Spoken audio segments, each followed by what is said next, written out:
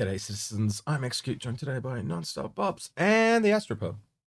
How are you gentlemen doing? Hey guys. Doing good. Hey, good. Actually slept last night.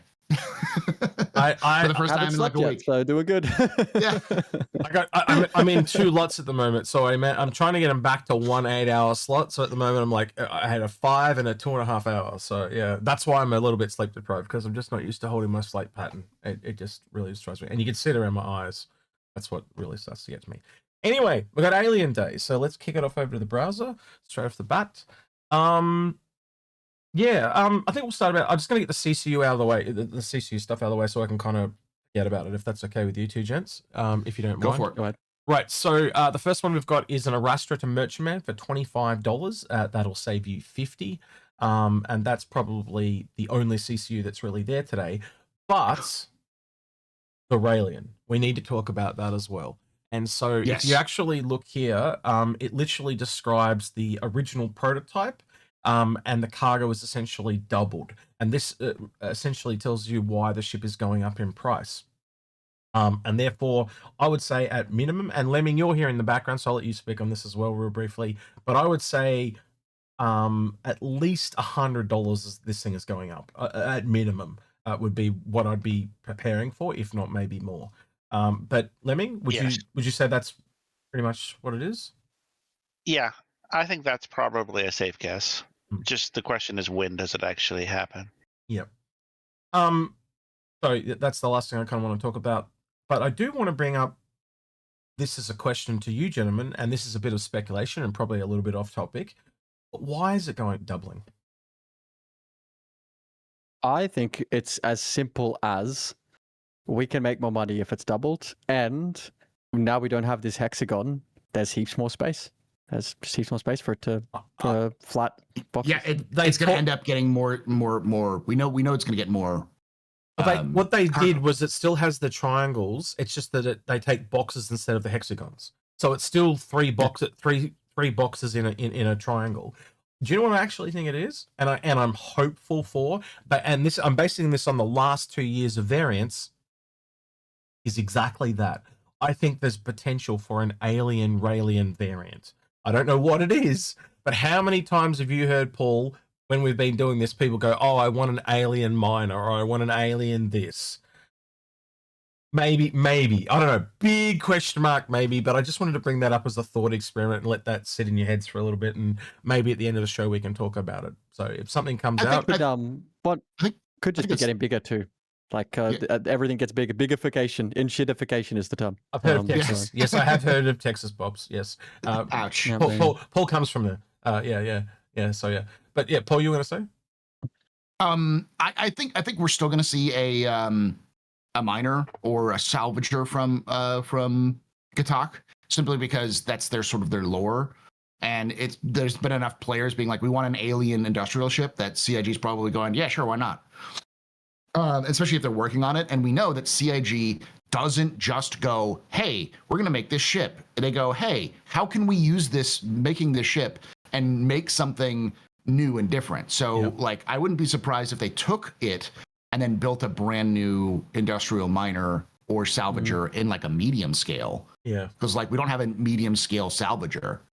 We have or large scale salvager, for instance. We have like the Capital, we've got the Vulture, and we've got the now we've got the Salvation. So maybe we'll get a technically it would fall under the large category where its size is at, but I do agree with you. There's a few ships there, like we've got the Starfarer that's a refueler, but we don't have like an underground miner of that size. We don't have the salvage currently, but they did mention a large orange salvager. So and not to mention the plethora of other professions you could have. Well, for example, could it be I was going to say base builder, but that would be covered by the Building the Galaxy, because they're both large. You get my point, right? Like there are other professions that they can make this thing, and I just wanted to chuck that idea out there to think about, because I can't give a definitive good reason to upgrade this in size other than they want to. And if they want to, that shows me that there's some kind of other thought process there to add to this. Why would you take a concept you have and drastically increase the cargo? I just don't get it. So there's My answer is that like what was the cargo before? The cargo was like what, 200? I believe it's 320 off the top of my head, but let's do it live. Star Citizen. This is a really great talk about the aliens day thing. It's turned into the Raelia talk, but anyway. Raelian is an alien ship. That's the reason why it's important to talk about. You know? Yeah. And also, just to say, you said that it's something that you wanted to bring up and have a chat about. I hadn't really thought about it. I obviously knew that we were going to get the diversification of the alien brands eventually. But for me, I've only, because maybe it's because I'm combat oriented, but I've heard we want a alien cargo, alien miner, alien whatever it might be.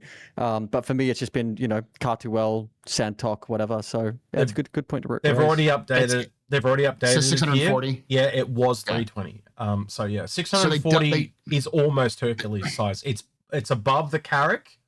Sorry, above the Caterpillar. My bad. Sorry, it's above the Caterpillar, but below the Hercules. That's an area that's flooded. It's like 3 or 4 different ships that are in that area. So, but back down where it was at 320, the only competitor was the Hull B.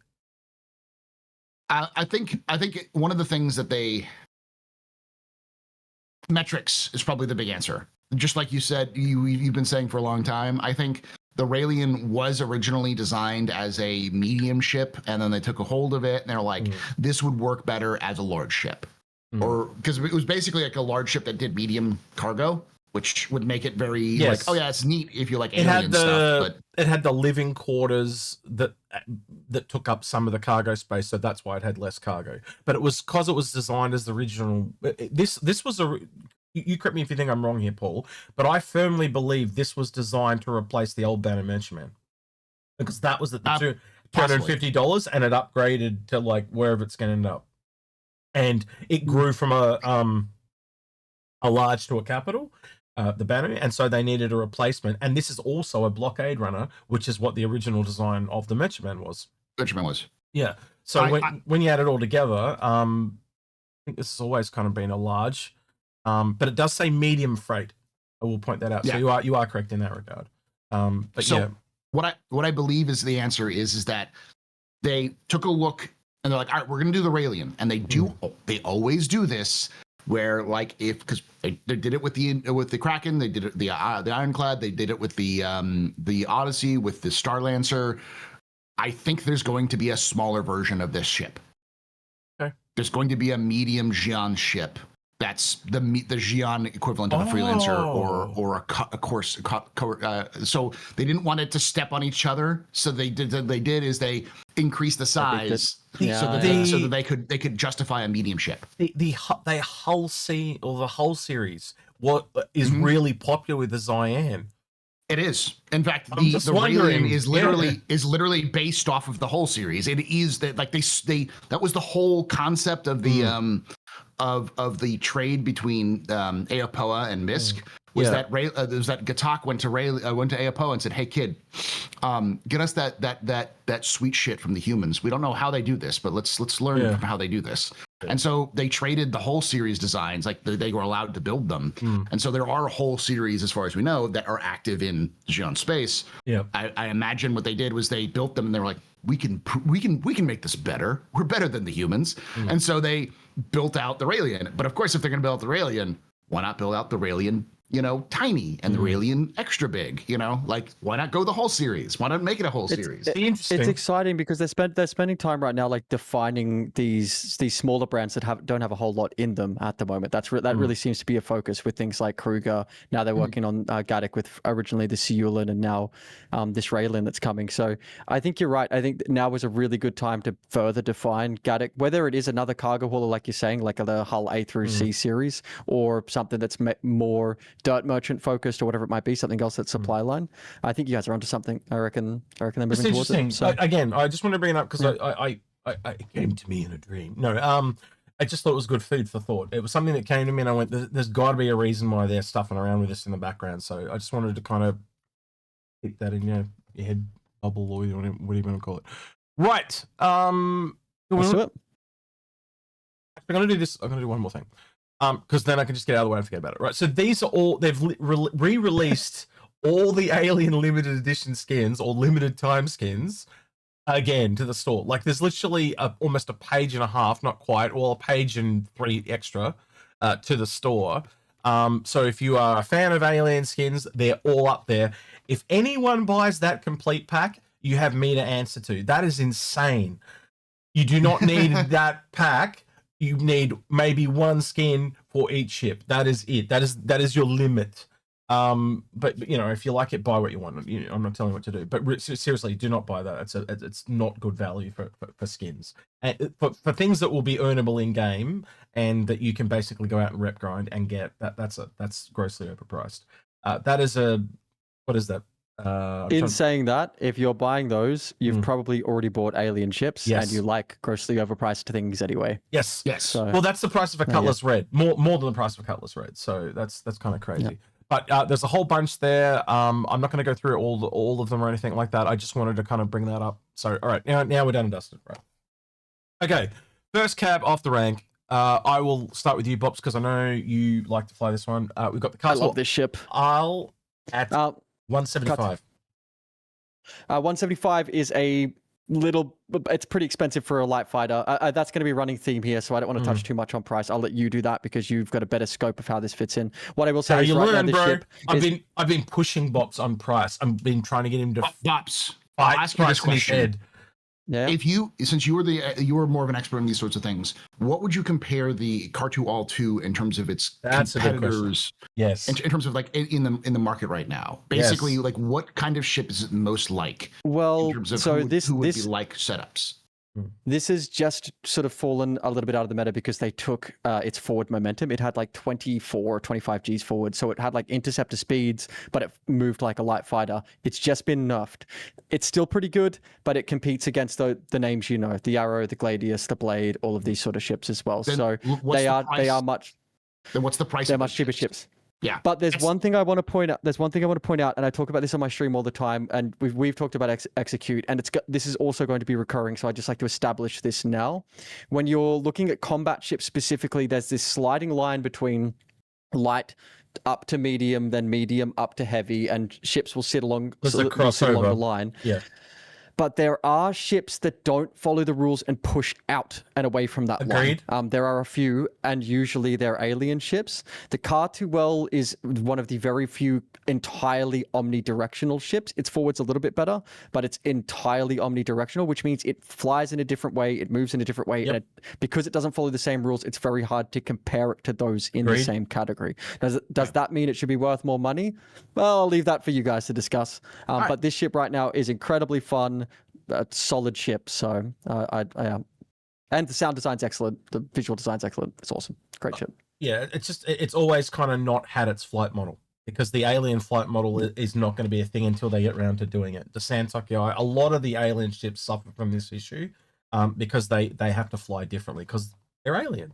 And I think you'd agree, Paul, that is fundamentally the problem with most of the alien ships. They just don't have their own flight model.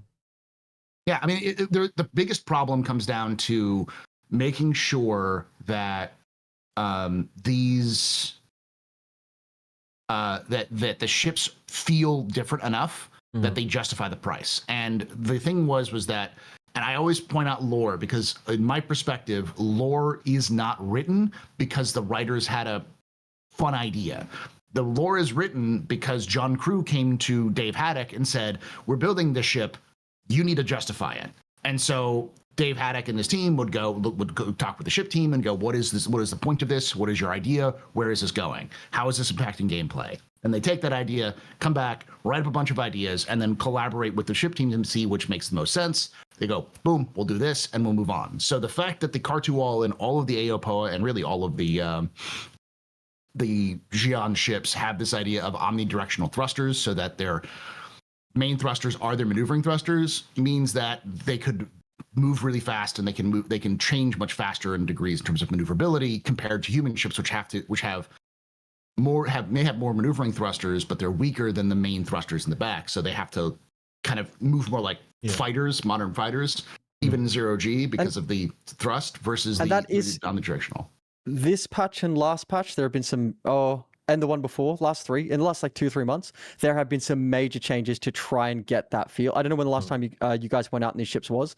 You definitely should, because they are really starting to feel like they're in their own space. They feel like they're slower, and they're like they're trap ships. They wait and they wait for you to make a mistake and capitalize on it in a heavy way, rather than initiating, which is something that's really, really, really interesting. The other thing I'd point out too, just because I've got the lore guy here, in the lore, these ships are absolutely nerfed. They are the F7C, not the F7A. The Xi'an don't sell us their best gear intentionally. They don't want us to have their best gear. Yep. So if there was a Car2L A, then 175, this price here, would be an incredible price for it if the guns were sized up or it had an extra couple of guns or was more maneuverable. Will the A finally be the one that gets the 2-person cab from the original concept, Paul?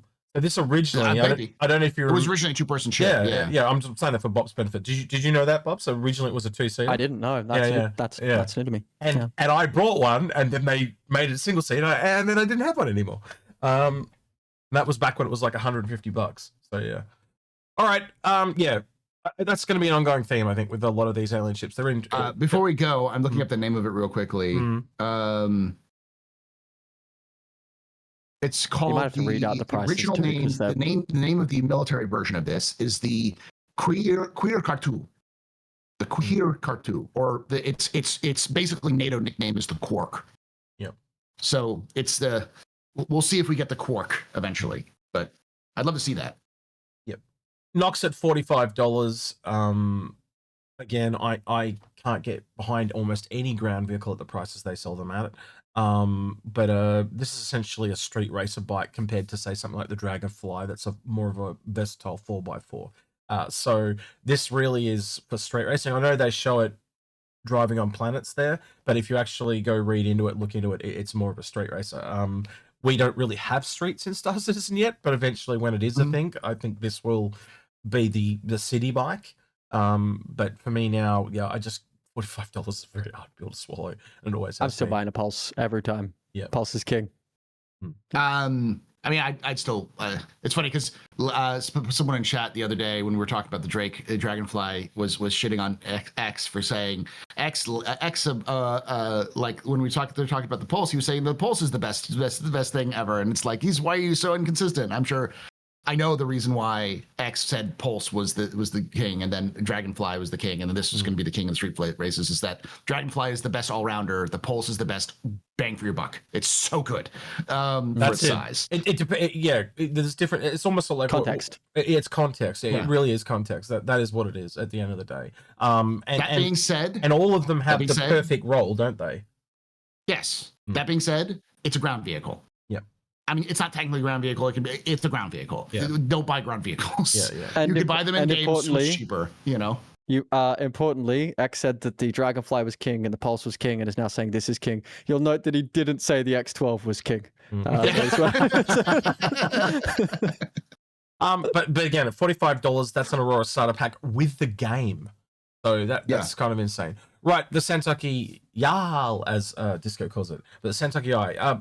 I'll let you take this one first, Bob. So please. There's not much to be said. $240. Sorry, I forgot to mention. I usually mention the price, and I forgot to do it on the first couple of days. So sorry. I'm going to say this is the one that is probably not the most egregious comparatively. Reason being is right now, if you watch the competitive scene, you'll know what a monster this ship is. It's had those huge buffs in the last patch that have made it an absolutely dominant force. I'm so happy. But should price be determined by meta though? That's where it gets a little bit confusing. What I want to talk about is other things around it, because that's what you like to do, X. There are some medium fighters that are pretty closely priced to this. So I think the Super Hornet 2 is $180, isn't it? $180 or something like this, or maybe 200, maybe 220. I don't know. Someone looked that up for me. But this is within $50 or $60 of the others. It still has the alien tax on it. Someone in my chat said $240 for the Super. Yeah, that's what I remember it as. So there you go. It's it's competing in the same class as other medium fighters. Now, that medium fighter is closer towards the heavies. We were talking about that sliding line. The Super Hornet Mark II is closer to a heavy fighter than it is a medium, but it is still defined as a medium. And this is a medium that's sitting at 240 as well. So a little bit more expensive than some of the others that are closer to the scale that the end of the scale that it's at, but not as overpriced as a lot of the other alien ships that we'll come across. And if you like alien ships and you want to go and absolutely annihilate nerds and learn a new flight style, because that omnidirectional style will show you all sorts of things. It'll teach you how to wiggle. Your circle strafes will become much more orientation specific, because you can adjust on the fly because it's so omnidirectional.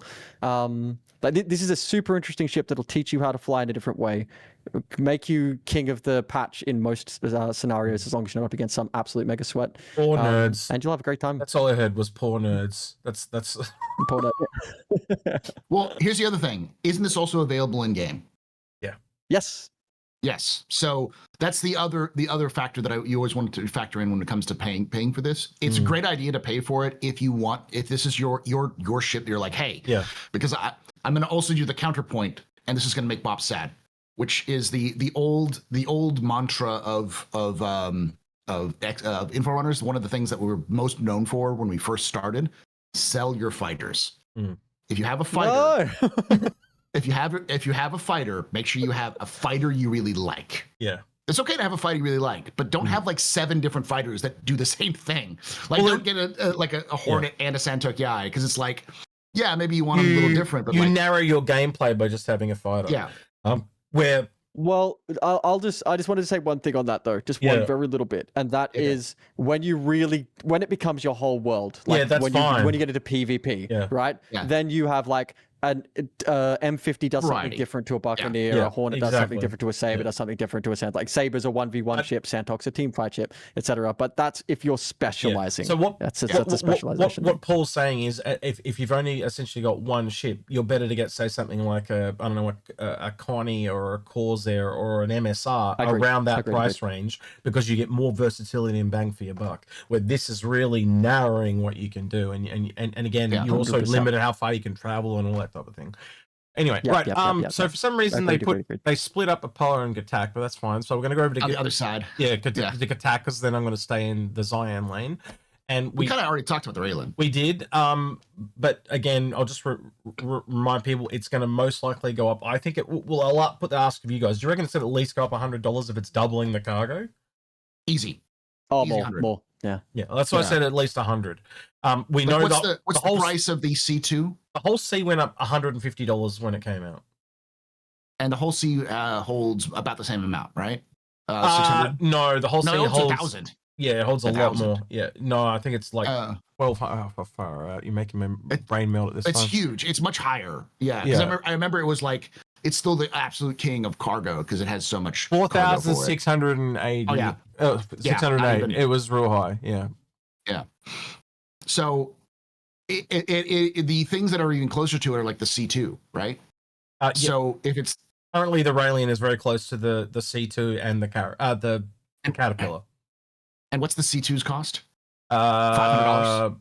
400 from top of my head. Let me double check that again. So double the price. Yeah. This is going to be the same, more expensive than a C2 because it's alien tax. This thing is going to absolutely rocket in price if they're giving it C2 cargo. So yeah, picking up. Did you see the a couple of? Did you see the silhouette in the I just hologram? Bring it up now. Hologram. Hologram. Yeah. Sorry. The hologram. Okay. On the show floor, there's a hologram. Because it has. Mr. Ship Tours has not seen the hologram. Are you serious? I can't hear you because you're breaking up on my side. That's all. Oh, okay. Yeah.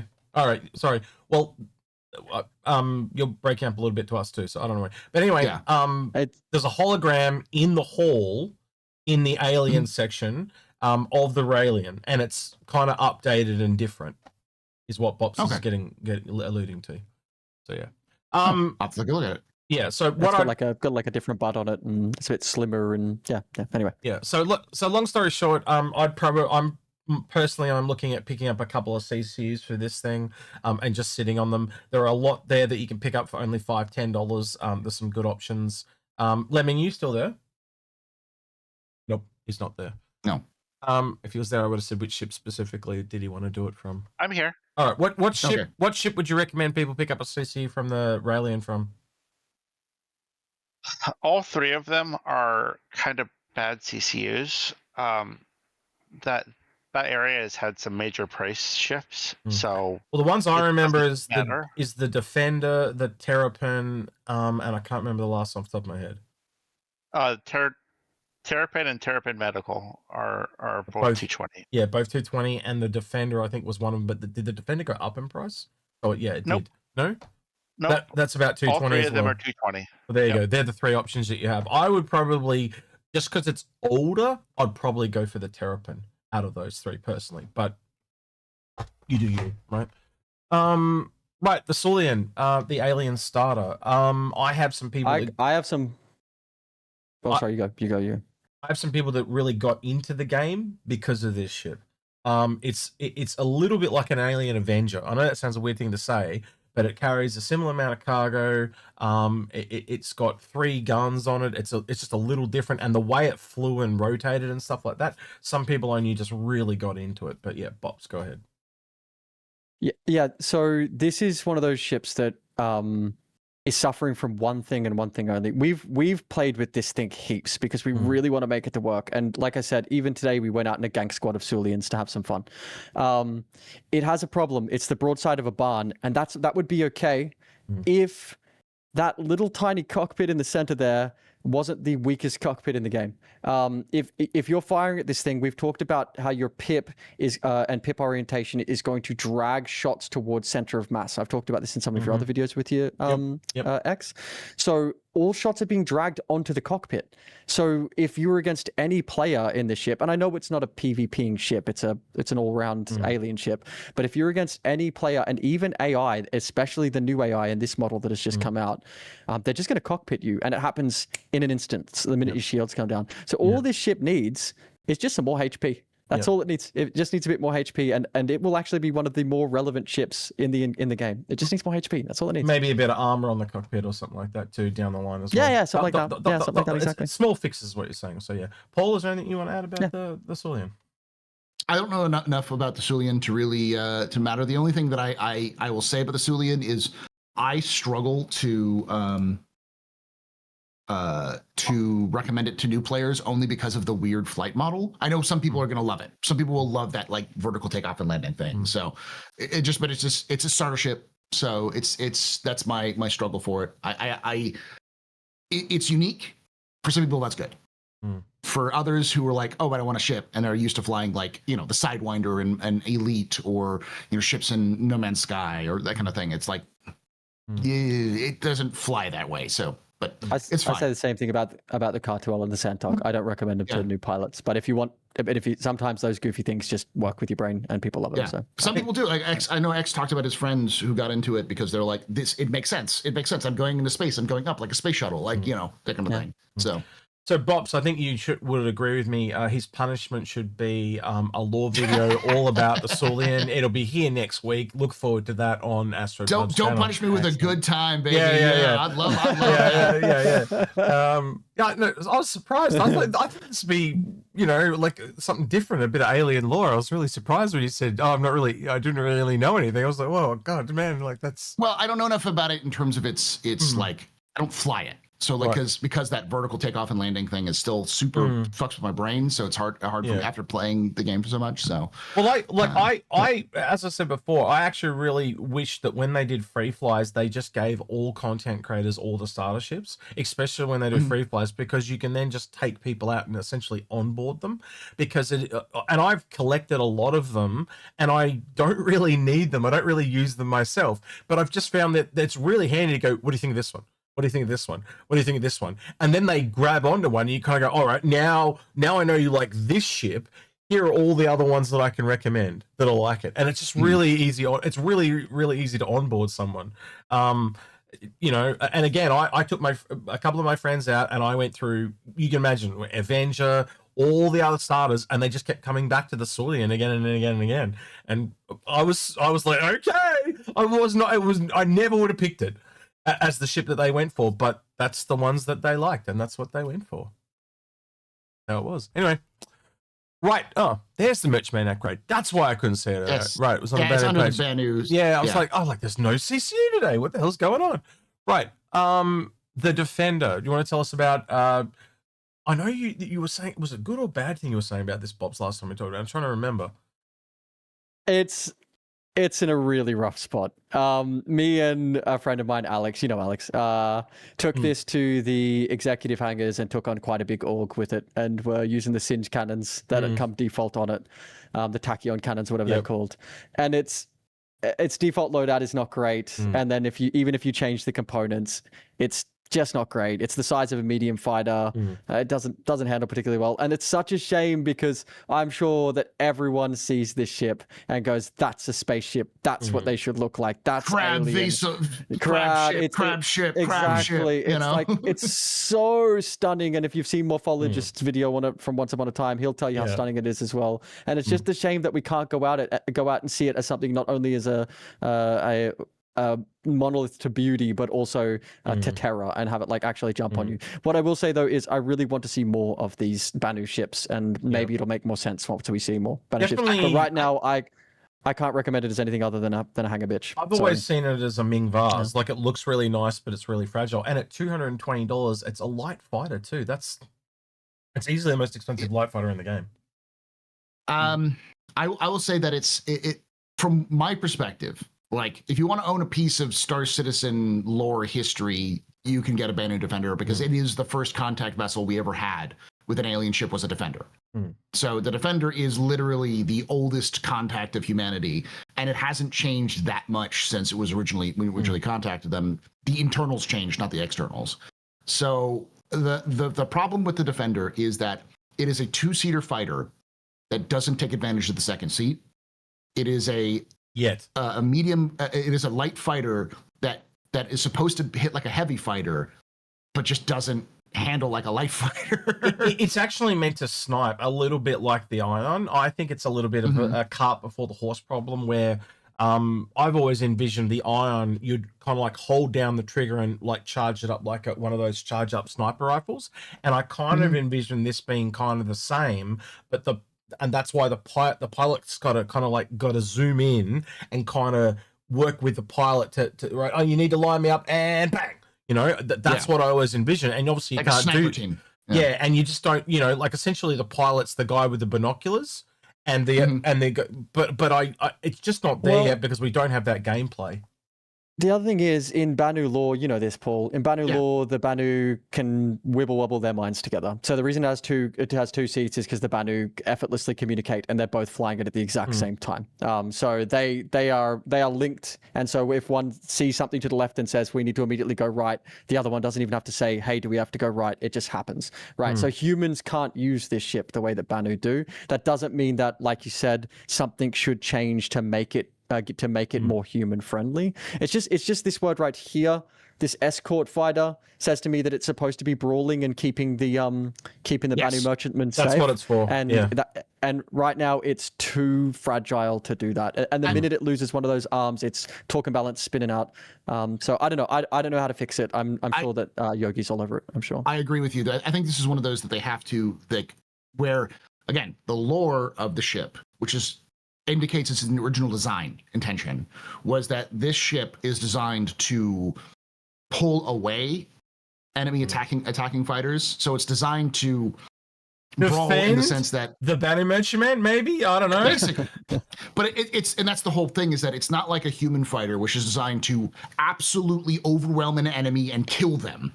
The Defender is not supposed to kill its enemy. It's supposed to drag them away from its target and then disengage and then retreat.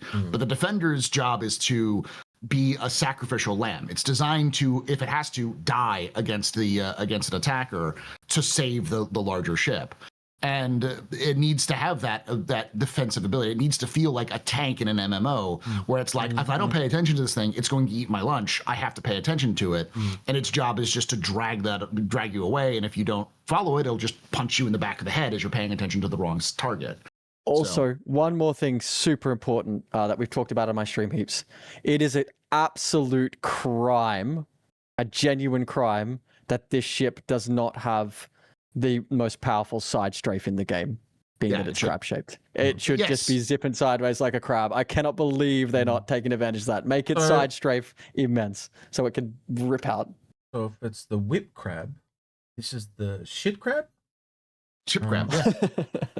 It's so beautiful. I feel so bad for the guy who made it because he put so much love into it. Right now, it just it's not performing. What's that one they play in the he dances the orange crab dancing on the beach? Crab dance. Doon, doon, doon, doon, doon. That said, I'll tell you, you open a reclaimer from the back with the scissor engines or nutcracker engines. You'll never call this a crab again. Yeah, when the back door opens, it's got eyes and everything. Yeah. Anyway, right, the Banner Merchantman, man. I'm going to jump on this one. Yeah, just go real for quickly. It. Please go ahead. I got an original Banner Merchantman at $250 when it first released, and this ship has grown. Wait, can I ask one question? Was that one day, November the 26th in 2013? Same as me. So nobody can complain about waiting for ships unless they bought it on that date, right? So we need to start a club. There needs to be a club, and we'll just call it number 26 or something November like that. 36th, yeah. But yeah, go ahead. Sorry. This thing has ballooned. It's a great example of metrics. X goes on about metrics. So it's for me, it's hard to really tackle this thing because I was like, I want this ship, which was the medium or the large Merchantman, not the. This is now a capital ship carrying fighters and having singes, which are like, or it didn't have shops either. It didn't have shops. No.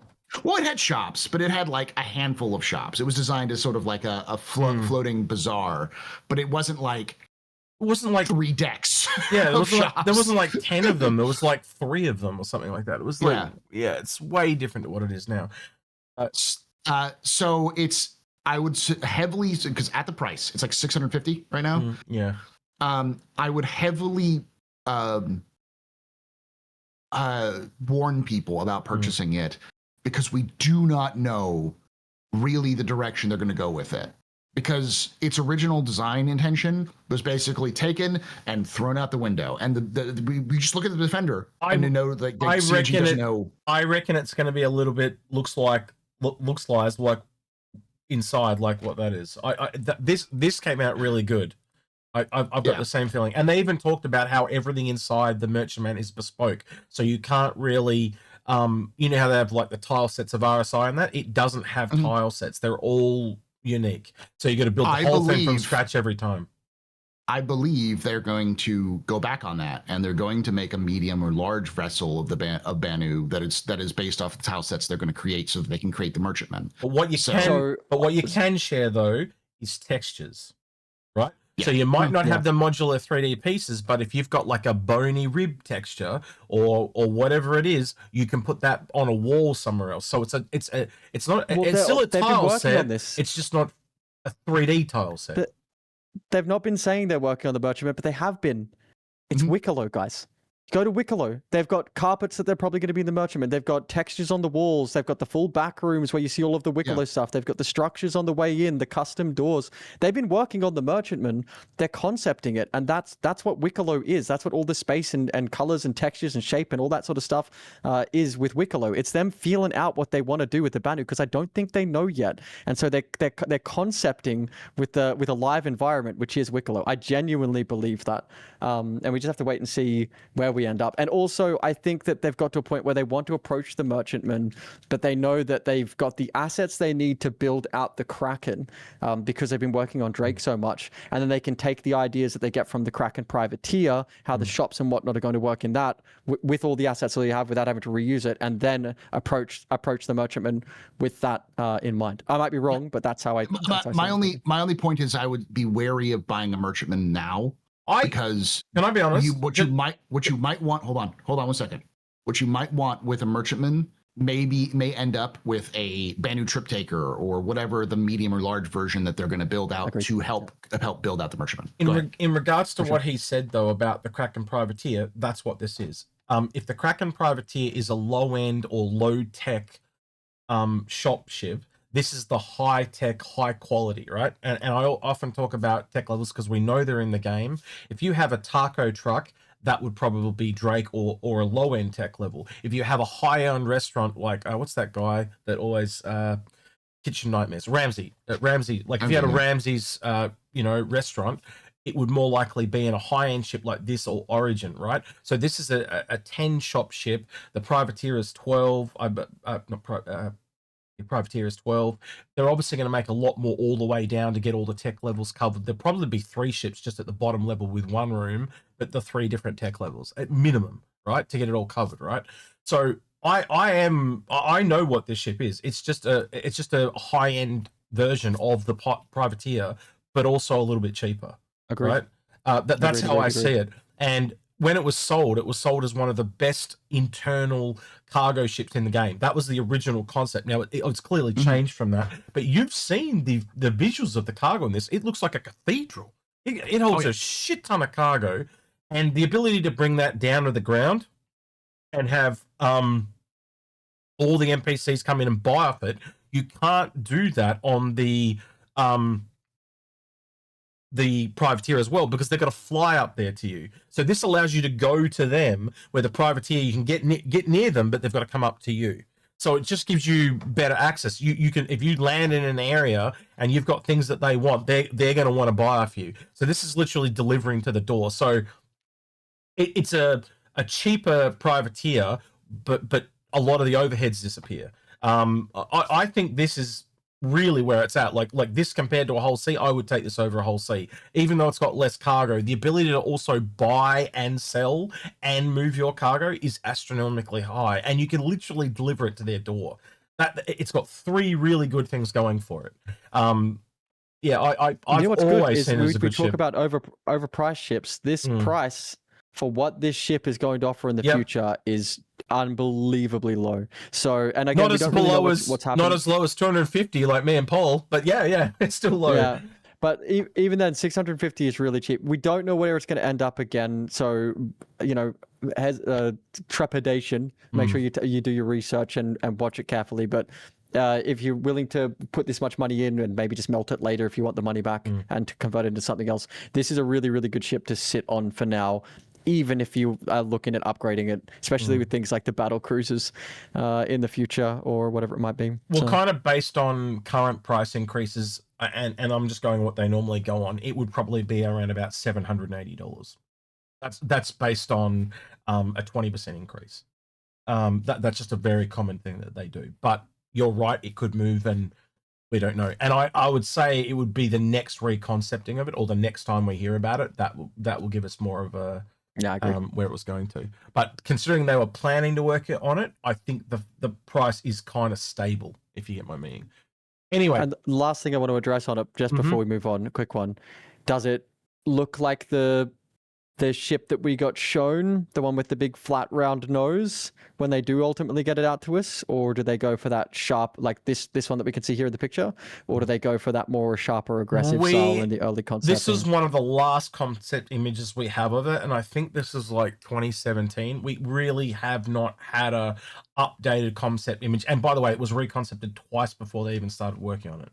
So I think, Paul, you would agree there hasn't been a decent concept image of this in a really long time. And I mean that as in updated.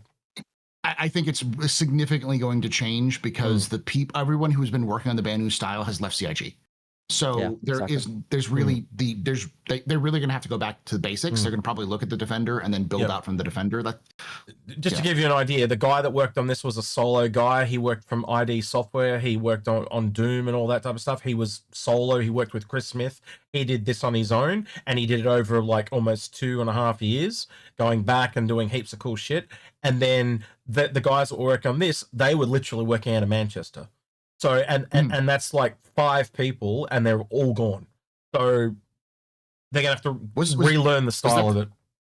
Was that guy who worked at id the one who built the original Doom engine? It was the guy in Texas. I can't remember his name, but I know I remember he worked with Chris Smith. Is all I remember, and I've forgotten his name. He's quite a well-known guy. And apologies if you ever watched this video. I've got to retain a lot of shit in my head. Yes. but after all this time, I just forget. I just remember we were caps all the time, and he was a really cool Yes, I know guy. what you're talking about. When he came on and he did the cutlass. He did the cutlass variants. Yes, and when he talked about stuff, he was really passionate, and he really listened to people. He was one of the first developers really early on that would go out and take feedback and really take shit on board, and that's why the cutlass, when it got reworked by him, was so good. Anyway, yeah. Asperia. So we're going on to what's first come up there? The Blade. Bops, do you want to take that one? Oh, $275. Yeah, look, I don't need to talk about the price. It's heinous. It's a light fighter. It shouldn't be $270. However, this is an A tier ship. It is a Vandal ship, and I love Vandal. It will rip anything to pieces. Again, how we were talking about how ships split off in flight model. This does not split off in flight model, but it does split off in flight style. You've got slow firing, high damage weapons. You need to know how to merge. You need to know how to watch your enemy's clips and find your time, and also counter their delta and use your delta to your advantage. So complicated ship to fly against a player, but once you've got it down, you will take great joy in two-shotting an arrow. I promise you, especially if that arrow has a Ruby pilot in it. You will giggle like a schoolgirl if he does make a mistake and you jump him. But because it's so complicated, because it is quite fragile, because it is probably going to go through a rework very soon. A lot of these alien ships you buy because of their visual design language. That's what these alien ships do. They're striking. This one's going to change, I think, very soon. I don't think by much, but we've seen the redesigns for the glaives and whatnot. Even with the Stinger coming out, the cockpit, I think, is going to change on this. A few other bits and bobs are going to change on this, I would say. So don't buy it for its striking image because it will be changing soon. Be wary of the price. You can get it in game. Try it in game first before you spend $200 and something on it. But it is a ferocious ship that will punish people's mistakes and is so fun to. I'm the Vanguard guy. I love this ship. It's so good. Take back what I said about the Defender. This is actually the most expensive light fighter in the game. Yeah, someone in my chat said that. Yeah. I stuffed up. Sorry. Thank you. You want to add anything, Paul? All I know is with the Blade is that it's literally just a Gladius, and it's twice the cost of a Gladius. Almost three times. Almost three times. Yeah. So it's like really hard unless you really love the Vandal style. It's like one of those. I'm sure it's good as a ship. I just not that price. Actually, it's more than 3 times by $5. I just did the math. Yeah, I'm sitting on one that's LTI that I paid the price for, and I look at it every day and think maybe I should just buy it in game. This is one of the few light fighters that we were talking about before about how you should minimize your fighters. Speaking of which, I've got this one LTI as well. $350 on the glaive. Sorry. Yep. Go ahead. Yeah. Look, no, that's heinous. How much is the Stinger? Is 300 315 or something like that. I have to go. Oh well, look. It's Come on, this is a 315. Yeah, they overpriced them. They know they did. They know they did. 315 for a heavy fight. Look, this thing rocks, and when the remodel comes in, everyone will buy it, I'm sure. But I can't justify that price. I fly this again. I've crushed some very good pilots in it. It's got issues at the moment with its convergence. So just know that you will be buying a bugged ship. The ship has been bugged for quite some time. I don't necessarily think it's bugged. I think it's just tuned for the new model, and the new model's not out yet. That's what I think. So I can't justify the price, but it is a bunch of fun, and it's again great to see light fighters caught off guard. Paul, are you looking forward to Bop's new single, I've Got Issues, the Vandal version with the glaive? Yeah. It's got issues. I can see it now, Bop's. I want to start this song from you about all the ships and just like in despair. I think it'd be great. Right. I think once they get the new design in, because like the Squadron 42 designs have to come in. Well, we were expecting that, weren't we? They didn't come though, so kind of surprised. Oh yeah. I was expecting them right now, today. I thought we'd get them today. It's a huge disappointment that we didn't. But I think you'd agree. Bops has basically said everything we were going to say, didn't we? It's just too expensive for what it is. It's you know, there are better heavy fighters out there. They're saying it's now dropped. It's not even a heavy. It's a medium. Well, that's the thing. They're saying it's a medium, but it was originally sold as the heavy fighter. You had the Blade.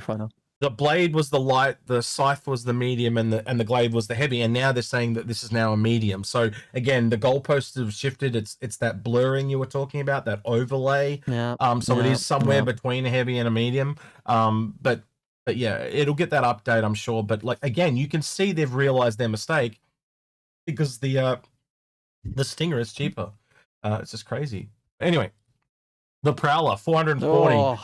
Oh. This is one that I've had a lot of trouble with, right? And I don't mean this ship, right? I mean this ship. I still remember when we told Paul this, and there's an epic episode where we did. It was called the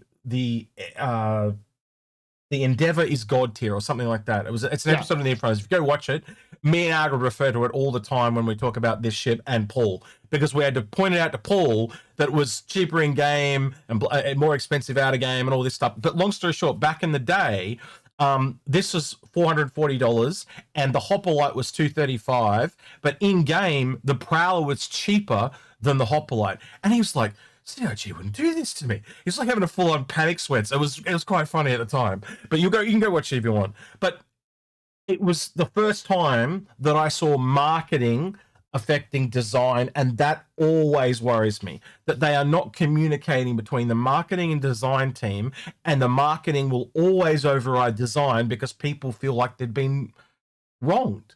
And I don't agree with that, because it means the designers that are designing a game should not be dictated to by a money person. So I think at the end of the day, they should take all the prices, go to the ship people, and the ship people should go, well, this shouldn't be here because this would be cheaper than this and blah, blah, blah. Like, why isn't that checked is what I'm essentially trying to say at the end of the day. But the Prowler itself, I think will be amazing, but it's not worth $440. That's the end of my TED talk. I can give a little bit of positive.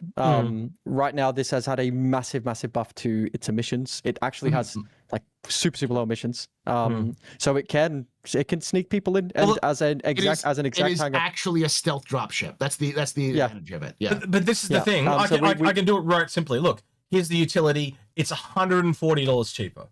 That proves everything. They know they overpriced it. That simply. Yeah. That simply. I don't have to. There's no argument after that. A dropship is very similar to a cargo ship. There is fundamentally about the same level of tech, right? The fact that it's $140. The only difference is that this thing actually gets a tractor beam, and the regular Prowler has seats, more seats. That's it. Yep, that's it. I think this drops down to 3 seats, and that's it. So, yeah. I might be buying this. I bought this as a step up between the Asgard, and I had it for a very long time. I think this is one of the most valuable. If you're in Pyro, someone in your squad needs this ship. It's as simple as that. If you're in Pyro, someone needs to have one of these. If you're planning to do something other than just straight PvP action, there have been so many times where we have needed a cargo ship to get out, and then even times where we think our cargo ship's home free, but then it gets interdicted and shut down because it doesn't have the stealth capabilities of a ship like this. So mine's gone, but I want it back. This is the Hathor special. It was what we call it. My organization, we use this every single time you do Hathor because it fits the batteries for the mining laser. Oh, does it? Orbital station. Yes. Yep. And it fits it perfectly, so you can stack like 4 of them on there. Yep. So, and it's because it's stealth, you can come in where there's nobody around. So like even if you have air cover, like everyone's paying attention to the air cover, not the barely visible blip on your radar that's over the site. So you can load it up and it can get out and it can hover there pretty well. And like it's really good as a stealth dropship, and as a smuggler, that's my what I want to do. This ship is my ship. Like I need to get it at some point because it is a stealth ship. It has really good, pretty decent cargo capabilities. It's fast. It's somewhat large, so it's got a bigger quantum drive. It's good. It's amazing. And listen to all that positivity between you and me when it's not tainted by this for example, the previous ship back here. Yeah. This price is expensive. It's an alien price, but even as an alien ship, $300, not really that. Yeah. It's got that like they priced all ships up if they have some extra feature. This has stealth and cargo, and it's got 90,000 or 80 or 70,000 HP. Like this is a monstrously high HP ship that's quick, has stealth, and so this price, this $300 price, starts to make sense. It's still a little hefty. But, it's a niche ship. I mean, you're going to get yeah. long story short, you're going to get more use out of the Prowler utility than you are out of the Prowler, because you're not going to be drop shipping every day, but you can use cargo every day of the week. I 100% agree. I really didn't see the value of this ship when it first dropped, but I've quickly learned from other people, much like you guys have said, and it was very popular. Like, again, look at the best in show. It almost made it into the finals. It didn't quite, but I can see why it did. And I think I really grown to value this ship. It's something I've thought about picking up myself, but the price still really irks me. It's just particular alien ships. It's way too damn high for their price. Again, like you're talking $50 and you're at an Asgard, and you're going to get a lot more use out of something like an Asgard than you are out of this, in my personal opinion. But Asgard isn't stealth and doesn't have the small silhouette. Exactly. Yeah. Yeah. It is a very niche, specific job ship. The stealth, small cargo type of thing. And again, like there's some really cool things that work really well with the two people in tandem, because you can have one person flying and hovering and the other person skipping up. You don't even have to land in this ship to start picking shit up, which is great, right? Again, any of those ships where you get the two people working really well together, like the Hurricane, the Scorpius, stuff like that, they're really good. The gameplay is really good and works really well. And I've done it in this myself. It does work really well. And everything you guys mentioned, 100% agree.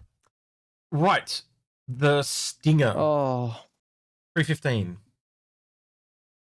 I think the price is fine. As far as alien ships goes, I think I just want it to be good, and it's not. It's so bad. The flight characteristics of it are just so awful, and not awful. Like, there are heavy fighters, and then there are gunships that literally handle better than this ship. Its HP isn't enough. Its firepower is extensive, but it doesn't matter if you get 0.5 of a second of gun time. Yeah, sure, there are instances that you could pick and choose where it might be worthwhile, but until the flight model gets updated, like this sits in my hangar, but I will not take it out because it is awful to fly. It sounds phenomenal. It looks phenomenal. It's everything about it is good except for sitting in the pilot seat and actually having to fly the damn thing. And it makes me so sad because I just wanted it to be awesome, but it's not. So. What he said basically, like I don't have enough experience with the Stinger other than. The problem is with all of Vanduul's ships is that they need a pass like the Xi'an ships that are having right now, and I don't think we're going to get them until Squadron, because they're really still trying to balance out the Squadron enemy AI for Vanduul ships, because they're such a huge part of the game that they need to feel mean. We're seeing that in Nyx. Sorry to interrupt, but we're seeing that in Nyx. Yeah. They're bringing in Vanduul AI and ships. They're bringing in stuff so that they are literally testing that gameplay in multiplayer. I reckon to put it back into Squadron. I think they're literally getting us to beta test it through Nyx. But yeah, sorry. Oh, of course, 100%. And like as anybody who's played the Welcome to Nyx mission, that fighting against the Vanduul AI in ships, they're nasty. They can outflank you. They can attack you pretty easily. And if you're not really good as a fighter, you can get overwhelmed pretty quickly. They're not like, if you're someone like Bops or people who are experienced in combat, they're not difficult. But if you are sort of okay at combat, they're going to chase you down. So I fly with a lot of people that are okay at combat, because I might do a lot of PvP myself, but at the end of the day, I play with everyone from dirt merchants to box haulers, right? And I've seen some of them just keep getting caught by these AI. But that's the problem, is that they are balancing this as an AI flown ship, I think, because I went to SC Performance Viewer, and what they've done, they actually lowered this ship's performance metrics right before the Nyx patch, but upped its HP pool, which says to me, this is the one we want players to shoot more before it explodes, not the player in it will survive longer, because if they want the player in it to survive longer, it needs better movement characteristics, not more HP. So I don't know, I'm not sure what they're doing. Again, Yogi always has a plan. They're onto it. I just can't see it, and I'm keen to see what I can happens. summarize my thoughts very, very quickly. $300 for utility. 315. I know which one I'm going to get more use out of. We'll leave it that way. I just think, and they're both alien ships, so I just think it's bad value at its price. Single seater, combat, multi crew, cargo. You know, I know the combat and cargo. Lots of guns too on that. Yeah. Lots of guns on that Prowler. Yeah. So I again, the Prowler utility just shows how much of a bad spot that's in. Right, the Talon and Talon Strike we can chuck together. They are 115. I will jump into this because I want it to be good. God damn, do I want the Talons to be good? Because they're supposed to be the Gladius is supposed to be based off of the Talon. It's basically a human version of the Talon, and it's slightly like we improved upon it. But these things in fiction and in like their look, they're supposed to be terrifying. Like you're supposed to see a Talon and go, fuck, you know, as it has the silhouette of a bird of prey, so it's supposed to. In my mind, it's like it's clear that they want to make this thing dangerous to fly against, and so when you're flying it, you got to feel like the Terminator. But I just don't see it yet. Like it just doesn't have that. And one of its big main roles is ground attack, and because we don't have ground gameplay, like we don't have the thing this thing should be like excelling at, which is being able to strafe targets on ground and destroy them pretty easily, and that fast, quick maneuvering. So can I ask you guys 6 months ago a question? You know those the two little tendrils that kind of go back, like they're almost like links in a chain. Do you guys believe that they're meant to move? I think it's got tech that they haven't put on it yet. Maybe I think they're meant to move. Like, yeah, I think they should move. I think they should be like. You remember those when we were bird feathers? You remember when we were kids? They had those plastic snakes, and you could kind of like turn them left and right, and they'd kind of like stay at the angle. But yeah, I think they should be like that. So they basically move as you fly along, but they don't bend down up and down. And I think they have something to do with like just wibble wobble space tech stealth something. They break a mission or. But something I don't like how straight they are. I think they need to move. But anyway. I just want to say something to what you were just talking about, though, Paul, about how you want the shift to be good. Well, it was about 6 months ago. It was number 1, and it was so awful because it was stealthy, so it was dropping lock constantly. It was disengaging and re-engaging. It had 2 size 4s. For the first time, something was actually challenging the Gladius's top spot. Yeah. And then big old CIG came with the nerf hammer and have knocked this. It is still spinning off into the distance. It's been hit so hard. It went from having one of the best pitch into the game. Now it turns like a freaking medium fighter, and you can make it work. I've been flying this. I was flying this last week quite a bit and having a good time in it. But if I'm coming up against someone who I know is better than me, I'm not getting into a Talon. Let's put it that way. So yeah, while I appreciate you wanting it to be scary, I still have trauma. I get it. I remember when it was really, really good. The issue is I think it needs to be good, but counterable. I think it needs to be an expert ship. That's what I mean by scary. Sure. Like if you see it on the field and you see somebody kind of like, I want this to be an ace combat boss. All right. You know, it's like where but in this case it's stealth. So it's like, it'll pop out of nowhere, attack you and disappear, but only if the pilot knows how to manage their signature.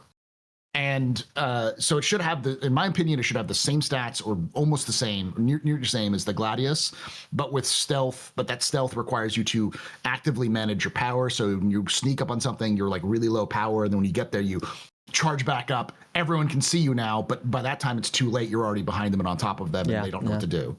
But then you have to disengage and then drop the power while it's chasing you and that kind of stuff. So. But yeah, I want it to be as cool as it looks.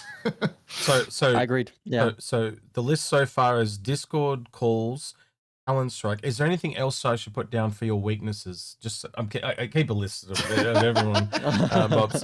I like the Tavaran. I feel like they're the one species that really doesn't gotten a lot of. They're the most intriguing species that we haven't gotten a lot of like. Really flesh out other than the basic stuff. And I think that where is the Terra I'm pretty sure it's Tavaran, the Tavaran shield ship. Is it Tavaran? I want Yes. that so bad. Like, where is jackal. that CIG? The jackal. The jackal. Yeah, Yeah. give me that. Yeah. Right. Law question for you, Paul. Is the people of Levski an alien? I want to know. Because we've got grey markets on here as well. I find that extremely bizarre. Gray's Market is technically Odin, not Levski. That's where Gray's from, is Odin, which is why you see all those ships in Squadron 42, because they're from out of Odin. No, but fun fact, you can actually go to Grimhex and see the Gray's Market display on Grimhex. It's just a hangar with some couches around it. But it's just the awesome. ship. It's great though. So good. Yeah. The reason why they're putting it there is because there's literally no other place to put it. Like, where else are you going to put it other than the exotics? It's because we go to the exotics branch. I will start off with the Shiv and just say, I know so many people who say, oh, this is just like, I don't fly the Cutlass Black anymore because the Shiv is better. I'm like, the Shiv is paper compared to the black, and that's saying something because the black is already paper. It just hits hard. It's just it just punches really hard. But you take one missile in this thing, you're dead. Like one missile and you're soft death. So it's literally a hybrid between the Cutlass and the Hurricane, figuratively and weapons wise as well. But yeah, Bops, tell me why Zippo is wrong about the Shiv. Well, I don't think Zippo's wrong about the Shiv. What I think about the Shiv is that it is, just like Paul said, very, very, very, very anemic. But it's brought us something wonderful, and that $150 is worth having breaknecks.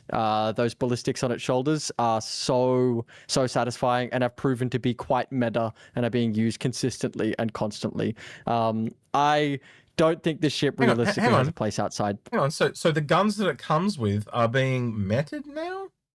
Did they get buffed? You're telling me they did less damage than the regular laser repeaters? No, not the laser repeaters, the ballistics. Ooh. So the ballistics have a similar speed to NBDs, and if you know how to merge and manage your delta correctly, you can take these, throw them onto something like a Buccaneer. My Buccaneer, you know me, I've been against NBDs and ballistics for the longest time. I just think CFs are the top. But I actually stole this from AV1, so respect where respect's due. He grabs a Buccaneer and throws NBDs on the wings and a breakneck on top of it. And because of its speed, it can use its speed, its relative speed, and its delta to essentially have those projectiles traveling at the same speed as CFs, while also chasing down ships at the speed of a Buccaneer. It's devastating. People have now been experimenting across multiple ships with the NBD breakneck setup because it is just so satisfying to use. I got just a shout out to an Australian player, and a tremendous Australian player, goes by the name of Ants. Hi, Ants. I got annihilated by him when I flew it in with my Hornet, and he completely speed matched me with this Shiv with NBDs on top and breaknecks on its shoulders. He just speed matched me and cleaned me. I was expecting it just to be a normal Shiv, but it in fact was one of the most devastating moments I've had on stream. So good job, Eds. So yeah, look, Shiv, I think it's maybe a little overpriced with that 150. I don't think I paid 150 for mine. When it came out, how much was it? Was it 150? 140. Yeah, or something like that. It was 135, I think. Very similar to what the Clipper is 135? now. Yeah. That's Warbond. Okay. Yeah. Okay. I don't know. I don't know that I'd pay this. I'd pay. Yeah. I'd uncomfortably pay 140. I'd very comfortably pay 120, as long as you know you're getting into something that's got a bit of cargo, got a lot of firepower, and if it gets into trouble, it's in a lot of trouble. So you have to play it a little bit cautiously. I think it's pretty much exactly the same price as the Cutlass, as far as I'm concerned. I think it's worth 110, 115, somewhere in there. Yeah, I still think the positive takeaways of this ship is what it means for the game for Gray's Market. You know, it came with some really cool skins as well that I also really enjoyed, and the look is amazing. Yeah. I want to hear when it comes out. We need to sit down. I need to sit down with Bops for the next ship of the Gray's Market, which is the Mustang, the Mustang hybrid. It's a Mustang Alpha mixed with an F7A mixed with an F8. F8C. It might not be that. With the Buccaneer. It might not be that. It might also be the Aurora. With the size 4 Gatlings. One. Yeah. So there's a couple in there that they can bring out. That's the one I want to hear from Bops, because let me tell you something. It is this unholy amalgamation of the Hornet and the Buccaneer, which is amazing. I love it. I want to hear Bops' opinion on it. Well, let me. two favorite ships. Hang by the on, way. hang on. Just let me tell you one thing. So I do think it is coming next, though. I think you are correct, but I just want to point out the Aurora one. What Piggles told me is before this came out, there was a cutlass found in game, like a custom cutlass in the files, and it turned into this. Bops found a custom Buccaneer that was named the MM322. 322. And I think that means that the Mustang Buccaneer hybrid is possibly getting ready to come out soon. So yeah, to float I that. mean, it's one of those. It's been one of those that they like, just like the Shiv. It's been ready in Squadron for like 4 years. Like it's been out. It has been completed for like half a decade, and now they're putting them to the Star Citizen because it's done in Squadron. Yeah, So. well, it's pretty easy. You could see you just take the Cutlass and you change some of the stats, and you can tweak it to get to this. It's the same thing. You would take the Buccaneer, tweak the stats, and you get to whatever they're going to call it. I've been calling it the Shank, but you can call it whatever you want. But the Shank works. Yeah, I mean, it could also be the Buckler, or the I'm trying to say the Hornet. I like, love Buckler. If it's like a Hornet, if it's like a Mustang version, you could call it the Pony, which would be funny. we could just call it the Not Drake after they lied to me for 12 months about the Clipper being a Drake, not a Drake ship. Not a Drake ship, yeah. I still feel so trolled. I'm never going to trust anyone from CIG in person ever again. I really thought it was a Gray's Market chip. Not once they had released Gray's Market, I'm like, maybe they're going a little crazy with it. So, and just in case CIG watch this, please, because we're here talking about Gray's Market. There's two that I want. I want the Gray's Market Dingo. Please do that for Australia. You take the wolf and do whatever you want to it and turn it into the dingo. Please. Yeah, that's good. Yeah. And take the paladin, strip all the armor off it, turn it into some abomination, mix stuff in, and call it the barbarian. All right, please give me. Yeah. There are plenty of Aussies. The barbarian and the dingo. There are plenty of Aussies that work at CIG, by the way, mate. So you'll be fine. Yeah. Then tell them to make me a dingo. Well, the dingo. I don't know if you know this, but Chris's wife Sandy is Australian.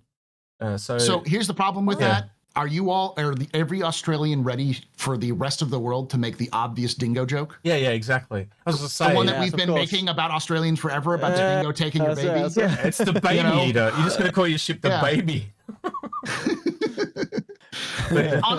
honestly, I would prefer a drop bear, just because that's more niche and it's funnier. Yeah. So, I'll take it. I don't know. There's some really cool, like I've said, I really want to see an Origin Drake ship combo, because I just think that's gonna just rub some people completely the wrong way. I just thought the worst. I thought the worst thing, a Valkyrie drop ship, sort of like based off of Gray's Market, but call it the drop bear, because it's just drop ship. I'd buy that. A drop ship. Yeah. Okay, well let us know your thoughts. So we think. In the comments below, some ideas for Grey Market ships. I'd love to hear some of the names plus what they are. Yes, it'd be kind of cool. Yeah, give us your crazy imagination. Yeah, that'd be awesome. Right, we did that for 2 weeks after the ship was announced. Everyone streamed. We'd call it waiting for the Gray's Market Wizard, or the whatever it might be. I think one of them was the Buccaneer, which we were excited for, and a few others as well. So yeah, keen to see. I will check the comments and respond. It's so it's a Grey Market's bomber, and it just drops buckets of shit. Yes. Bomberneer. Oh god. Right. Anything else you'd like to hear from people in the comments below, gentlemen? I want to hear people's thoughts on what we're going to get with something like, I think it's pretty obvious at this point, with a Banu full roster. Because right now, 2 ships, we're going to get more because we already have that with the Xi'an. We're seeing that with the Xi'an, where it's expanding out more with the Katak range, and we'll probably get some more Eopoas stuff here and there. Yeah. But the Banu seems like it's ripe for that range expansion. Yeah. So what do you want to see with the Banu, and what do you think we're going to see with the Banu range expansion? Just quickly, you'd agree with me, the original intent of the Banu's restriction was to make it so they didn't have to expand them out, but with the growth of the game, if they wanted to make an expansion pack, they're going to have to kind of make a lot more ships for the Banu. Exactly. All of the alien ships are going to have to get updated, just simply because, with more of them, simply because CIG has even tripled and quadrupled down on, when the game is released, after the game is released, we're going to have a paid expansion where you can play as an alien race. And if they wanted to do that, they've even said, if we want to do that, we need to make sure that we have like places where aliens can go. We have an entire storyline that's unique to the aliens themselves, all that kind of stuff. So also the way they play and stuff like that as well is going to be a thing, because obviously they eat different and stuff like that. So different gameplay mechanics that come in and stuff like that as well. Right, Bops, anything you would like to hear from people in the comments below? Yeah, two. One, do you think we'll ever get some like Terravan human crossover stuff? Similar to like the Normandy in Mass Effect. We did wipe them out and then reintegrate them. So surely we took some of their tech. So is there room there? And the other one is Gemini weapons but ships, essentially, is what you're saying. Yeah, exactly. Something exactly like that. And then the other one is we've seen the Cartwell, we've seen the Santok, we've got the medium, we've got the light. What's my heavy Xian fighter going to be? What's it going to look like? I got two questions. The thing about I was saying about the Raelian and the increasing of the cargo, can you see a variant there? What could it possibly be? And the secondly is just the price of alien ships. Do you think that they are just a little bit too expensive for what they are to justify their existence? I think they've seen the error of some of their ways with some of the prices there. You can clearly see the Stinger was cheaper, the Prowler utility was cheaper. Like, they're learning. They are learning from their mistakes, right? That we're never going to see a Cutlass Steel again. Though, for my benefit, I would really like to see one just to see Algrid's face. It really brings a joy to my eye every time he talks about it. So yeah.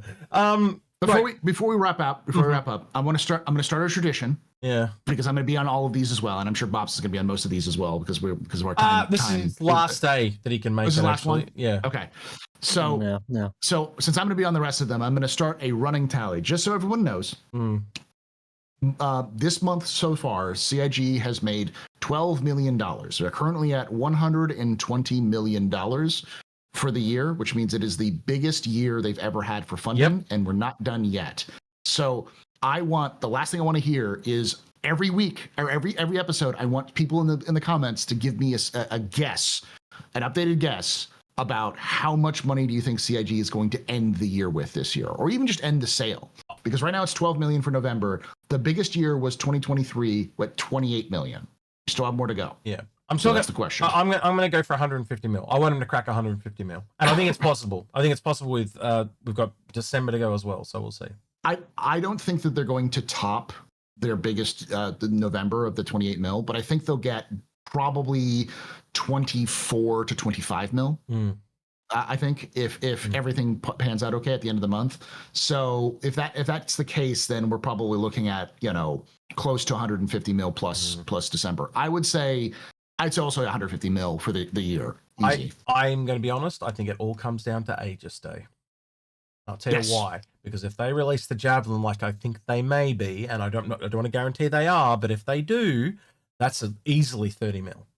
Because that's what happened with the Idris. When the Idris dropped, they made 20 mil on that day. Has there been leaks about the Javelin being in the game? It's just a speculation I have, because if you look at the schedule, there is something happening every 2 days. The last day is Aegis, and you know as well as I do, traditionally the big ship or a new ship comes at the end, and releases generally don't count. And the Perseus is technically a release, not a new ship. So surprise. So and I've talked to a few people. If you look at what happened at CitizenCon, they dropped the PTU patch the day of. There is nothing to hide the fact that they're selling the Javelin where they can't do an update and the Javelin just goes into the files. There's nothing to stop that. I could see it, but I also don't think that they're going to do that. Mostly because the Idris was hidden in the files before the release, and it was people were getting to pull it out really quickly, and we haven't seen that yet. And I'd take the Idris and tell you the same thing.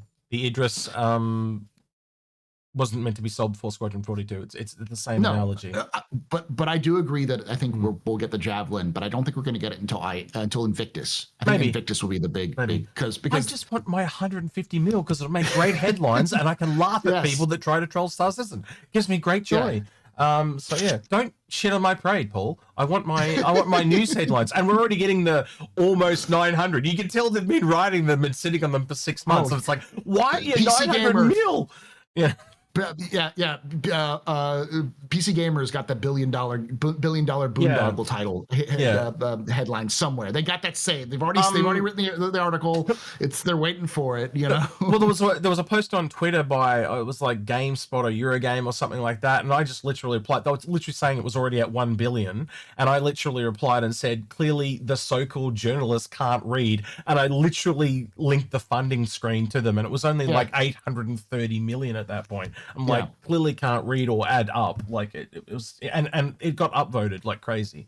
But anyway, we're tangent like a motherfucker. They're just setting it up so that for the rest of the episodes we all have that. So we have depending on my weekend, I might be able to drop in towards the end of the week, and I'd be interested to see where we're at come that time. But we'll see how we go. I'll keep that tally though. I'm keen to rapidly getting to the longest episode we've ever done. So Bops, where can people find you on the interwebs? They can find me at Nonstop Bops on Twitch. Right now I'm doing an awesome Perseus giveaway, so come and get involved. It's we're giving it away in like 5 or 6 days, so come and have some fun and check it out. We play music, we train new pilots, we have fun, we do PvE, all skill levels are welcome, new players to super experience. Come have some fun with us. And we've been doing a giveaway as well, and I forgot to pimp it on every single goddamn video, and thank you for reminding me. I've had to put them in comments under every single video. We've got a pallet in the giveaway. Just jump on a Discord and you can join it under the giveaways channel. Just nothing else. You just got to click in and click enter the giveaway and you're in. Right, Paul, where can people find you on the interwebs? Twitch.tv/theastropub, youtube.com/theastropub live, youtube.com/theastrohistorian, and youtube.com/@thecaptain's-table podcast. And you'll be able to find me this entire week at starting around 1 p.m. Eastern US. I'll be doing my lore tours. I'm doing it today. We'll be doing it up to Friday, which Friday is the last like actual manufacturer day, where we talk about the lore of the ships on the floor and the lore of the companies for the ships on the floor. So if you want to learn a little bit about Star Citizen lore and how it connects to real life in-game stuff, come join us. And as you said, every day go for the rest and join it. They rock. They rock. There's a. You've been doing that a lot today. I don't know. I'm not used to you interrupting me, Bobs, but you've been doing it a lot. Anyway, so he'll also be here for every other day for the rest of the sale. Yes. But what were we going to say, Bobs? I was going to say that Astropub rocks. Definitely go check out his lore tours. They're super, super good. Cool. All right. With that, then, don't forget to like, subscribe, ring that notification bell, and thank you to everyone that went the extra mile on the Patreon on the end of the video. With that, then, he's been Nonstop Bobs. He's been Astropub. He's been Execute. He's been Execute. See you, citizens.